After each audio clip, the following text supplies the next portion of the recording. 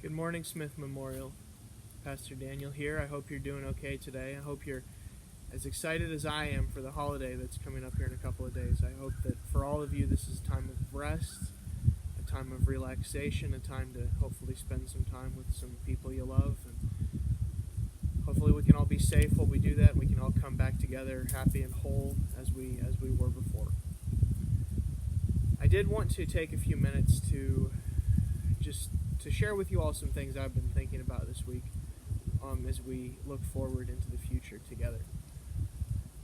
I am at Reed Mountain Preserve, and I had intended to go all the way up to the top, which is up that way a little ways, and film the devotional up there, where a spot that I used a couple of weeks ago.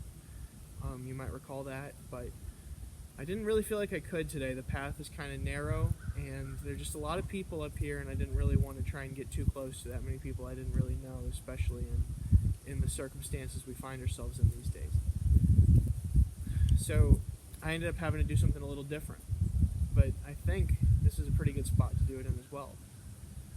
So since we're all set up, let's take a few minutes to listen to God, to listen to God's voice and God's presence out in all this natural beauty we've got right here.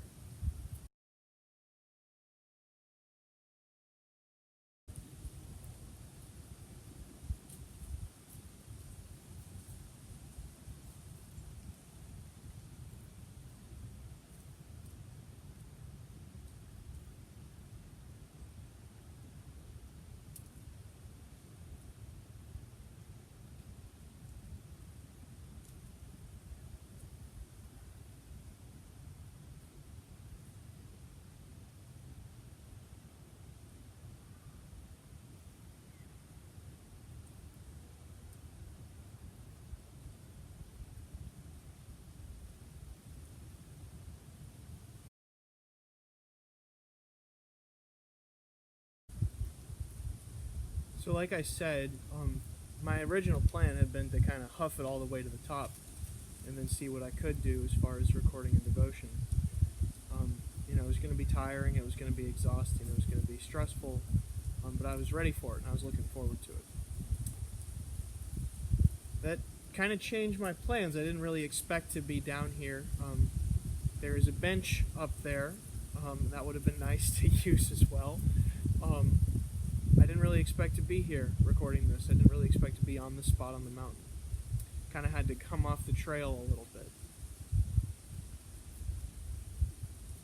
Our Bible, our story, the stories that we tell as Christians are full of people who, in one sense or another, come off the trail. They leave the plans that they're expected. David was supposed to just be, the least of his brothers, just a little shepherd's boy. Joseph was the youngest of his brothers. He wasn't really supposed to amount to anything. Moses was a stuttering stammerer. He didn't really count for much. Peter was a fisherman. Paul was born Saul, and he was a murderer. Actually, he was someone who hunted Christians and hunted the early church. The paths of their lives were going one way, and God came in and sent them on another way. God sent them in a direction they didn't expect, but the direction that God needed them to go on, and they all came out better for it. They were all able to serve and to work and to live meaningful lives in ways that none of them could ever have imagined. Right now, I want to open that possibility up to you. That maybe you are being called to go off the path that you were expected to follow at one point or another. Certainly this year has thrown enough detours in for all of us, right? There's been enough changes, enough difficulties, enough challenges for all of us. I wonder if God's calling any of us, calling you perhaps, to take a different path than the one that you had intended or the one that you had expected. Just something to think about. Obviously, I can't speak for you, but I wonder if God might be calling you and might be calling us as a church to go in a direction that's unexpected. My prayer as we go into the week is that we might keep our minds open to that. That we might keep our minds open to seeing unexpected things, to going in unexpected places, and to trusting that even though they're unexpected to us, I think they're rather predictable for God.